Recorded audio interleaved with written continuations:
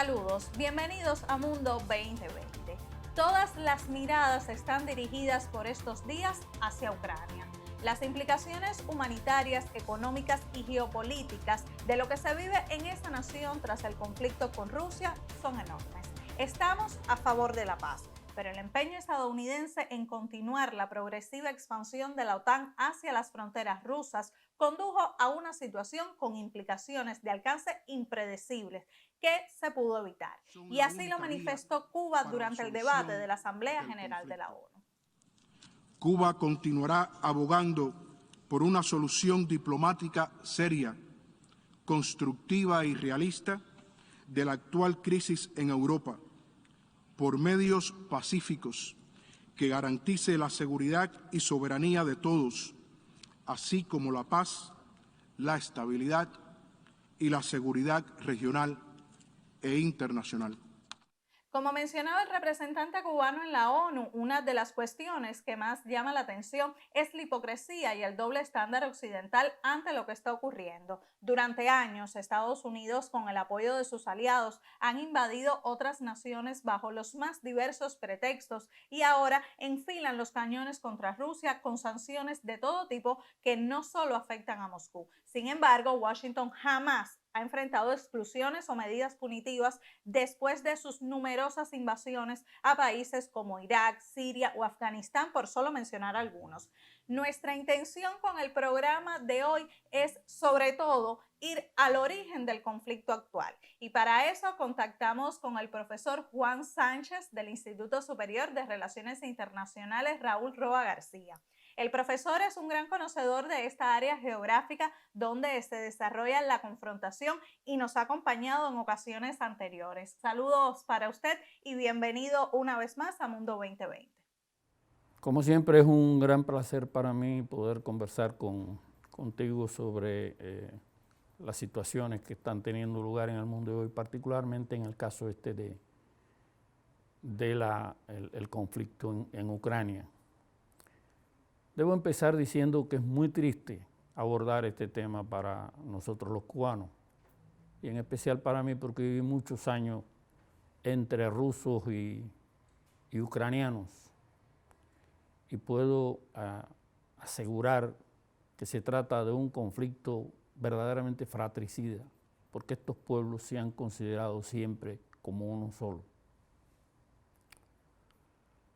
Hay una tradición muy larga de relaciones de amistad y de ayuda mutua entre el pueblo cubano y los pueblos de Rusia y Ucrania. Por tanto, nosotros queremos que este conflicto termine, que termine rápido y que no siga costando vidas humanas. Profesor, cuando usted conversó con nosotros aquí en el programa en diciembre pasado, se refería a la existencia de un conflicto interno en Ucrania con un trasfondo étnico, cultural, antropológico y geográfico que no inició en los últimos 3 o 4 meses cuando comenzamos a ver en los medios una avalancha informativa, sino que fue años atrás. ¿Cuáles son esos antecedentes históricos que influyen en la situación actual? Sí, uno de los problemas que ha tenido o que tiene Ucrania es que ella carece de una tradición de estatalidad. Ucrania como tal, como Estado, prácticamente existe desde el año 17. Y su conformación ha sido a partir de la incorporación de diferentes territorios, de diferentes incluso países. O sea, Ucrania ha sido conformada con un territorio que fue de Rusia, con un territorio que fue de Polonia, otra parte que fue de Rumanía, una parte que fue de Hungría, y el resultado es que esos territorios han traído consigo pues, poblaciones que han hecho de Ucrania un Estado multinacional. En Ucrania existen en estos momentos unas 134 nacionalidades, algunas de ellas con tradiciones de estatalidad muy antiguas, como es el caso de los polacos o el caso de los mismos checos, porque hay checos en el caso de los rumanos, de los húngaros, que son todos pueblos que han tenido estados desde la época medieval, sin hablar ya desde luego de los rusos. Y eso ha tenido como consecuencia que estos pueblos, a la hora de integrarse a la comunidad que han creado conjuntamente con los ucranianos, han traído no solo sus costumbres, sino también sus hábitos y sus economías. De ahí la gran diversidad que encontramos desde el punto de vista económico entre las regiones. Pero políticamente también. Es decir, en Ucrania los partidos tienden a ser regionales. Es decir, los partidos en todas partes del mundo se desarrollan sobre una base ideológica. Aquí es más bien sobre una base territorial. Y eso tiene que ver precisamente con las características de esta población. Y nos gustaría saber, profesor, cuál era la situación en las regiones separatistas del Donbass, o sea, en las autoproclamadas repúblicas populares de Donetsk y Lugansk, que el gobierno ruso reconoció como independientes poco antes de lo que Putin ha llamado operación militar especial. Las repúblicas llamadas del Donbass se separan producto de un movimiento de resistencia al golpe de Estado que se produce en Kiev en el año 2014. Ese movimiento, ese golpe de Estado que se produce en Kiev, el famoso Maidán, tenía como objetivo impulsar la integración de Ucrania a la OTAN y a la Unión Europea. En el caso de los pueblos del Donbass, la integración a la Unión Europea no es aceptable, ya que su base económica está muy vinculada a la economía rusa, muy interrelacionada con la economía rusa. El Donbass es la zona más desarrollada industrialmente de Ucrania y en caso de incorporarse a la Unión Europea, esa economía tendría que deshacerse de toda su tecnología para adquirir tecnología occidental, como ha sucedido en todos los países que se han incorporado a la Unión Europea. Lógicamente, eso sería la muerte para esa población del Donbass, porque se quedaría prácticamente sin trabajo. Por el contrario, la parte occidental de Ucrania tiene la característica de que es una parte agrícola. Entonces, esa parte que es más pobre, mucho más pobre que la del Donbass, sí sería beneficiada si ingresa a la Unión Europea porque tendría acceso a los subsidios que da la Unión Europea para las producciones agrícolas. Uno de los argumentos que el gobierno ruso, profesor, ha utilizado para declarar su acción militar es la defensa de la población del Donbass. ¿Qué sucedía en esa región? ¿Por qué es que eran tan agredidos? A partir del 14, es decir, del 2014, las repúblicas las proclamadas, autotituladas repúblicas del Donbass, inicialmente pedían una autonomía para no caer o para no ser sometidas al proceso de integración a la Unión Europea. Pero las autoridades centrales ucranianas no le aceptaron, lógicamente, esa autonomía y entonces ellos declararon la independencia. Es así como nace el carácter autoproclamado de esas repúblicas. Al proclamar la independencia, el gobierno central ucraniano, buscando mantener la unidad territorial, declara una operación antiterrorista, porque declara terrorista a todos los partidarios de la independencia en el Donbass. Y ahí comienza una guerra permanente contra las poblaciones de esa región, que a decir verdad costó muchas vidas. incluyendo muchas vidas inocentes. Los acuerdos de Minsk estipularon una línea de demarcación a través de la cual no se debía intercambiar disparos. Pero en los últimos tiempos, los destacamentos derechistas que operan bajo el amparo de las Fuerzas Armadas de Ucrania comenzaron una operación de bombardeos sistemáticos a las poblaciones del este de Ucrania. Eso ha costado muchas vidas en la República del Don. La situación en verdad era insostenible.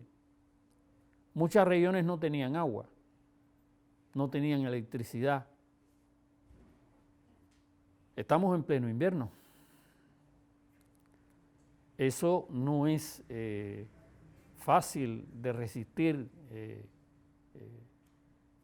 en las condiciones de una región tan fría.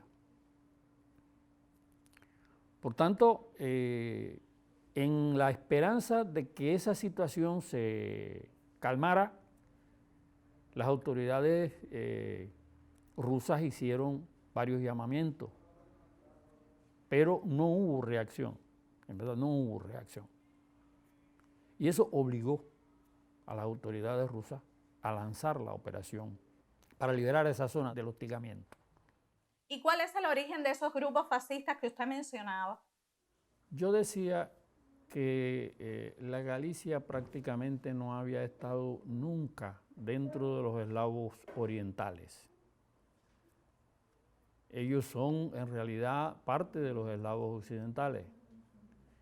Y en esa parte de Ucrania ha existido una tradición de derecha muy grande.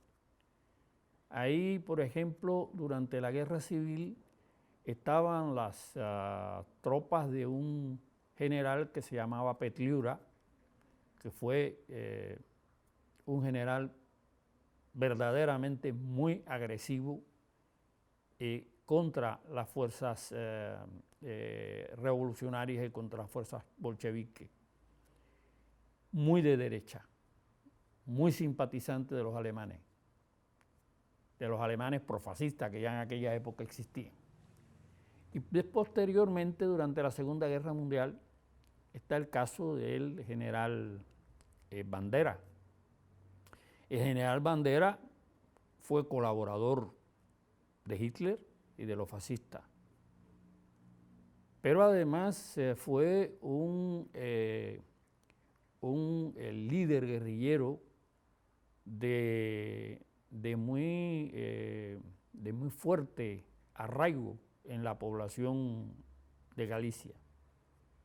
Bandera estuvo, él y su gente estuvieron creando problemas serios a la Ucrania soviética, a Polonia y a la República Checoslovaca en la parte de Eslovaquia hasta mediados de los años 50.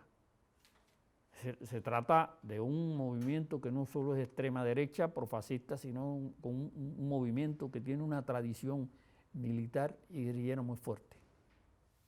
Le propongo hacer una breve pausa en el análisis y al regreso profundizaremos en el papel de Estados Unidos y la OTAN en la escalada de la crisis y en los intereses detrás del conflicto, en el impacto de las sanciones contra Rusia, entre otros temas. Así que no se aparte, que en instantes estamos de vuelta en Mundo 2020.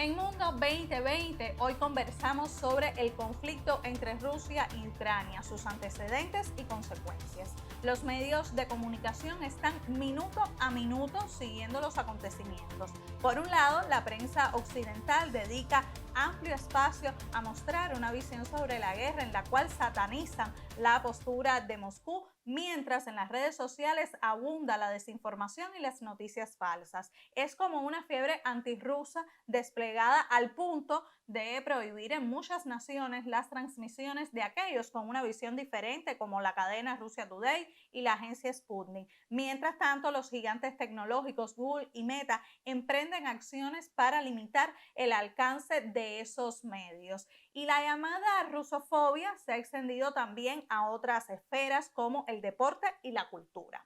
Pero está claro que para examinar con rigor la situación actual de Ucrania es preciso valorar detenidamente los factores que han conducido al uso de la fuerza.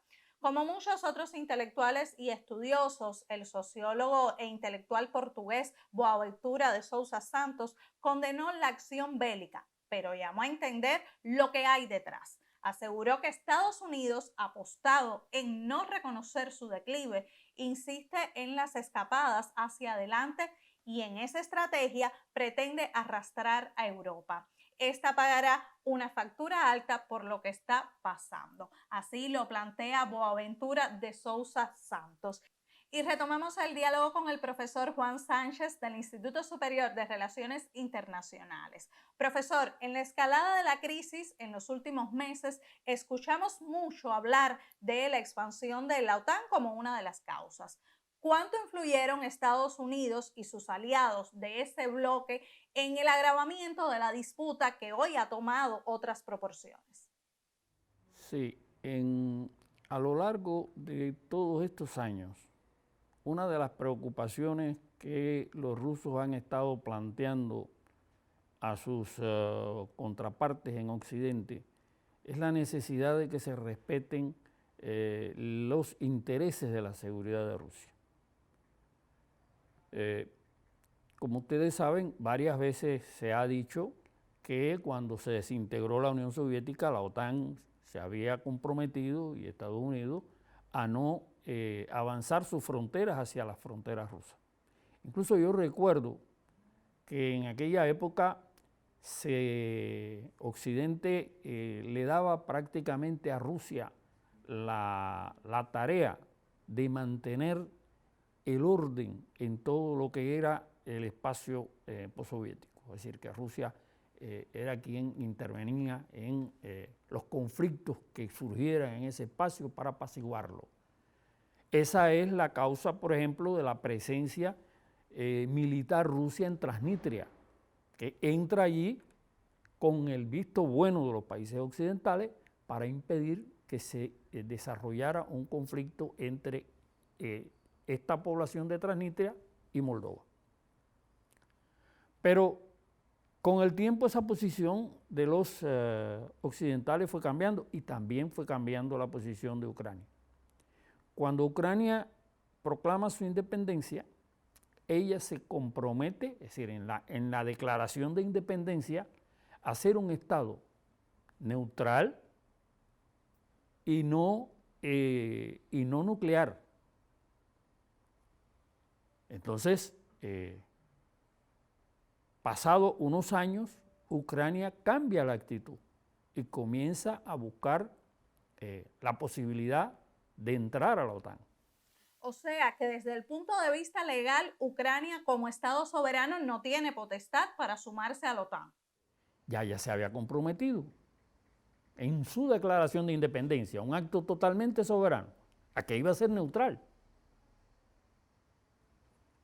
Hay un cable que reprodujo Wikileaks, un cable enviado en el 2008 por el embajador norteamericano en Rusia al Pentágono y a la OTAN, donde le informa la preocupación de Moscú porque la intención del gobierno de Ucrania de ingresar a la OTAN estaba provocando fuertes divisiones internas en Ucrania. Y el embajador, advertía: puede desatarse la violencia, Rusia tendrá que intervenir y no quiere. Es decir, está claro que Rusia no quería intervenir ahí. salvo que los acontecimientos fuesen por la vía de una incorporación de Ucrania a la OTAN. Algunos analistas, profesor, afirman que existen intereses económicos detrás de este conflicto, como el deseo de los productores de energía estadounidenses de invadir los mercados europeos en sustitución del gas y el petróleo de Rusia. ¿Coincide usted con esa afirmación? Sí, esa afirmación es cierta. Estados Unidos indudablemente quiere ocupar el mercado de combustibles europeo, que está siendo en estos momentos dominado por Rusia, y Estados Unidos no puede competir porque sus precios son muy caros, son muy altos. Solamente el transporte encarece mucho tanto el gas como el petróleo norteamericano. Pero ese es uno de los objetivos económicos. Hay más objetivos económicos. Indudablemente la industria militar norteamericana gana mucho con la intensificación de la tensión europea. Son muchos países los que van a modernizar sus armamentos y, lógicamente, el principal suministrador de armas a los países de la OTAN y a los europeos en general, a los que no son de la OTAN también, es Estados Unidos. Por tanto, ese es un segundo elemento importante que tiene Estados Unidos.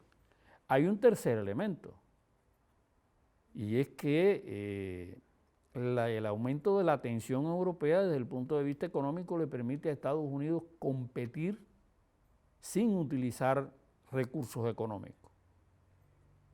Por ejemplo, dentro de las medidas que ha tomado Estados Unidos para sancionar a Rusia en estos momentos, está la no venta de aviones de transporte.